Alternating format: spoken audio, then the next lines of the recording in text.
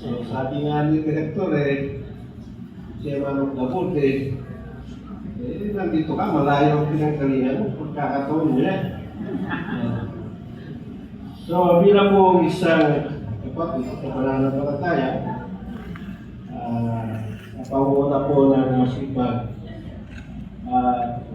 hindi naman ng mula ni Hedel, Hermano Leonardo Corpus. Nandito po ako sa iyo, sir. Hermano, sabi na nila, forever yan. Sino ba gusto mag-forever yan?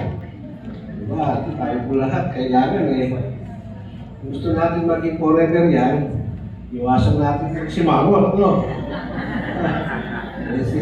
Kasi si forever yan, nakita po natin ang bulat, hindi ko nakikita na kasi Mamo to palagi naka-smile. Opo, kahit na malayo pa, palagi naka-smile. Gusto natin mag-forever yan. Kahit po pinitik na yung tenga natin, higiti lang tayo, no?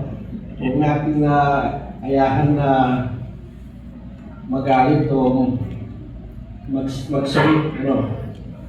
So, tulad po ng tema natin, sabi ng mga banagbantaya kanina, sundin mo ang loob mo.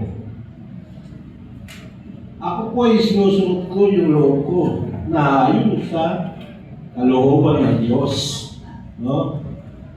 Kung sinusunod mo yung kalooban ng Diyos na ayon sa loob mo, ano po ang ating mapapakinabangan?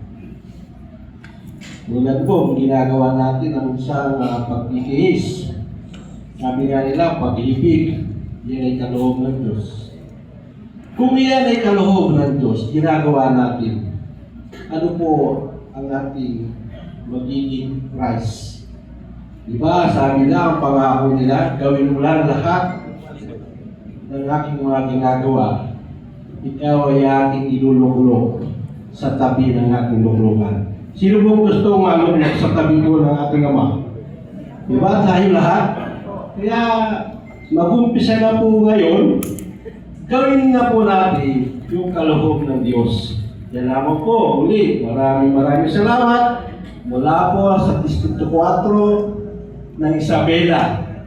Tulad ng ating chairman of the board kanina, bilang isang Kapampangan ng galing Pampanga, galing ng Cebu ng Penanibie, naging isang direktor ng Kailumanwan.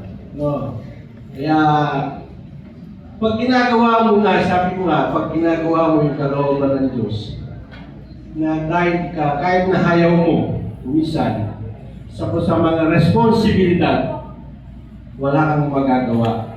Kaya bilang Kapampangan, kagmamalaki po, na isang Kapampangan, ay isang uliran na pwede pagmalaki sa ating pananampalataya. Mula po dito sa Mula ni Gadel, si Buntag Penanibie, tulad po ng speaker natin kanina, at ang Kayarianan Hindi, Yawag Espiritu Santo, nakakunek po sa Mula ni Gadel. Muli po, maraming salamat.